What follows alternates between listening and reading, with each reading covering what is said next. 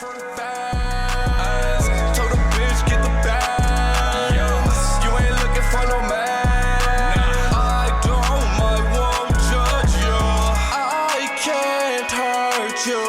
She only loves these stacks. I'm just like you. You bleed blue for the bank. What's good, everybody? I'm Brandon. So today I'm doing another video from Most Amazing Top 10. Y'all know I fuck with their channel heavy. This one right here is titled Top 10 Scary Urban Legends That Are Actually True. Y'all requested it on Tribute. I got y'all. This bitch said it's actually true. It said top 10 urban legends that are fucking true. I'm ready to see the truth. I'm ready to see. Excuse me. I'm feeling good. I'm feeling great. Anyway, let's hop into this video, man. This is going to be really fun. That's the home. Fun, scary. I've done so many urban legends. That's the home. Dan Perk. And you know what makes them better than others? If there's actually some truth to them. Suddenly, it's not just a silly made-up story. It's something that could be true. And that doubt, that slight bit of uncertainty, well, I think that makes them even scarier. These are 10 of the very best. My name is Danny Burke, and this is the top 10 urban legends that are actually true. Starting off number 10 now, we have CROPSEY. Some of you guys may have heard me talk about this one before. It's the story of the boogeyman of Staten Island. He was rumored to be a homicidal maniac who escaped from a mental asylum. He would hunt the children and drag them back to the ruins of a hospital where he lived. Witnesses always said that he had a hook for a hand. These stories were meant to scare kids, perhaps even told to them by their own parents who wanted them to be more wary of strangers. Then, in 1972, the boogeyman became real. News broke of a real-life corpsey man called Andre Rand. He was a former janitor at the local school for mentally disabled children. Rand was arrested in connection with the disappearance of Jennifer Schweiger, a 12-year-old girl with Down syndrome. He lost his job over the case and moved into the now abandoned school that he used to work in. He was eventually convicted of murder, and police connected him to the disappearance of 4 other children. No bodies were ever recovered. Moving on now to number 9, guys, we have the Bunny Man. I talked about this legend in my West Virginia video. The Bunny Man. The story goes that in 1904, a mental asylum closed down. While transferring inmates to a new facility, one of the buses crashed. Most of the people in it were killed or captured or trying to escape, but one actually did escape, known as the Bunny Man. He would then roam the land, hunting rabbits and then leaving their half-eaten carcasses for the locals to find. Sometimes they will be hanging from a tree or a bridge. Although there are at least you weren't killing other people, but still, why are you killing the bunnies, you weirdo? A couple driving their car at night had an axe thrown through their window by a man in a bunny suit. 2 weeks later, another man found an axe-wielding guy in a bunny suit chopping wood nearby who was gone by the time police arrived. Niggas is weird. Together somehow, is there more truth to this than meets the eye? Moving on now to number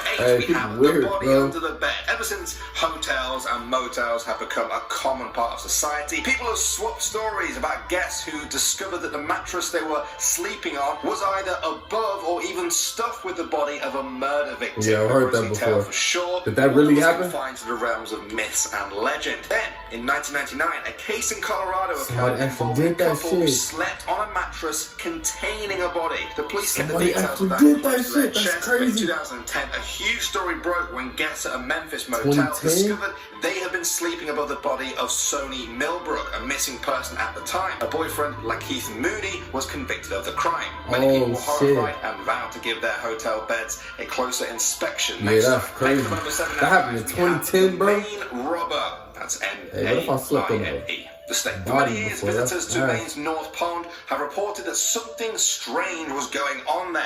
Time after time, people reported that things were going missing. Not just one person, one time, many people, many times. Batteries and food would vanish from cabins, while flashlights just disappeared from camping tents. People thought either the earth itself was swallowing it all up, or there was a thief at work. It turns out they were right about that. In 2013, a game warden discovered Christopher Knight living alone in the woods. For 27 years, this man had been there watching hikers, canoeists, and other visitors to the area. When taken in for questioning, Knight admitted that he was responsible for around 40 robberies a year. I mean, stealing batteries is one thing, but I feel like if you were being watched all those years and then you were proven right about it, that would be even creepier. At number 6, we have the lawyer. Now, I've lived in Toronto for quite a few years now, and I've personally heard this story floating around the place, but I never thought it was actually true until now. They say that years ago, there was a lawyer who loved to show off how strong his office windows were in his building that overlooked the city. Every time someone came to visit, he would take a long run up,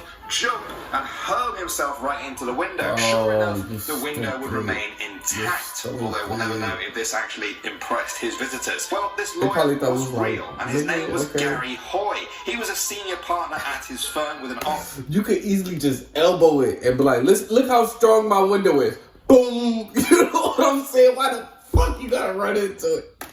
On the 24th floor, July 9th, 1993, some law students came to visit. He took his usual leap at the window, but this time, after years of it being weakened, it smashed. Gary plummeted to his death, and the improbable story became somewhat of a local legend. Next on the program, we have the Puebla's secrets. For many years, longer than people can even remember, people of Puebla in Mexico have talked about the tunnels, secret tunnels that were built under their city by the Spanish conquistadors in the 1500s. It's been almost half a millennia since then, and the stories became legend. People looked for them, but they found nothing. The tunnels became a myth, something to scare the kids into believing there was a dark maze of caverns beneath them. In 2014, construction workers were in the middle of an urban remodeling project when they stumbled upon an old tunnel. Surely the legends weren't true. The Puebla History Center took over the site to investigate, and yes, it was the fabled tunnels people had spoken about. They determined the tunnels were built in 1531, right after the city was founded. Members of the Catholic Church supposedly used the tunnels to transport treasure and other property in and out of the city without people knowing about it. Parts of the tunnels are now open to the public, giving you the chance to walk through the dark halls of an urban legend that came true. Coming in at the before now, guys, we have the alligators. I definitely talked about this one in a New York Urban Legends video. Many years ago in New York, people would say that there were alligators in the sewers below the city. That's how the Teenage Mutant Ninja Turtles came about. Alligator down the toilet. Years later, he reached into the sewer grate to retrieve a lost baseball. At that moment, a fully grown alligator leapt up from below and ripped his arm clean off. The same alligator he had flushed away. Many people dismissed the whole story. Alligators, New York,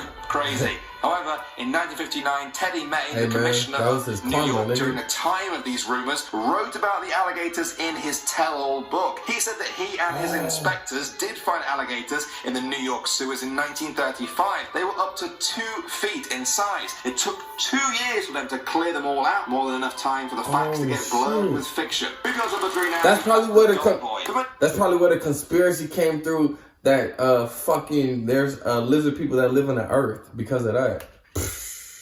In Arkansas, they know the stories of the dog boy. Kids swap tales of a werewolf-like man who roams around the town of Quitman. Some even say they've seen him. Many of them might not know that the story is somewhat based in real life. Gerald Bettis was born in Quitman in 1954. By the time he was a young boy, the neighbors were already calling him evil. They said he liked to capture stray animals and torture them in twisted experiments. As he got older, he turned on his parents, tormenting them until, at the age of 27, his dead father was found in his home. The newspapers said it was illness, but others said it was murder. Burris then kept his mother in the house until she was finally taken away and placed in protective custody. His mother testified against him, and he was given life in prison, where he died a few years later. They say that his spirit still haunts that house, and that he's often seen roaming the area as a ghost on all fours with shaggy hair like a dog. At number 2 spot, guys, we have Charlie No Face. Some of you may have heard me talk about this one in my Pennsylvanian video. Charlie No Face is the story of a boy called Charlie who once got electrocuted while climbing on an electric pole to try and see into a bird's nest. He was horrifically disfigured. His face had practically melted off. Eyes, nose, mouth, one of his ears and one of his arms all completely gone. It also turned his skin a sickly green. Somehow he survived and lived out his life in the small town,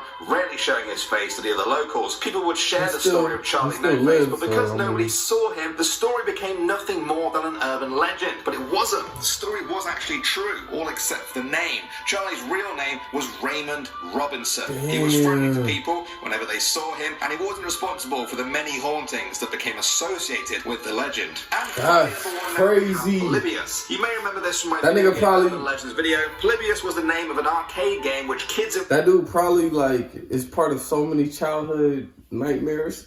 Parents probably talked about him and scared so many children. He was actually a living Portland got human addicted being. to in 1981. Whenever they were forced off it, they felt nauseous, stressed, or even had seizures. Some people noticed the game was being serviced a lot more than usual. Instead of once a month, Polybius was being checked by men in black suits every single week. They would copy its hard drive, leave all of the money, and then be gone until the next week. People believed they were from the CIA, and that Polybius was all part of a mind control program that sent subliminal messages to its players. Well, a lot of this is debatable. There really was a kid who got sick during an arcade marathon contest in Portland in 1981. A few days after that, federal agents really did seize a load of arcade cabinets. They said it was all part of a major gambling bust. This is where people tend to differ in opinion. Some say that the story of Polybius was inspired by the events. Others say the events are proof of the story. Urban legends and truth. Together, they make something better than either of them. Facts. Great video for Most Amazing Top 10. Like I said, I mess with their channel heavy. Your channel is always fucking informative and very entertaining. Some of these urban myths came true.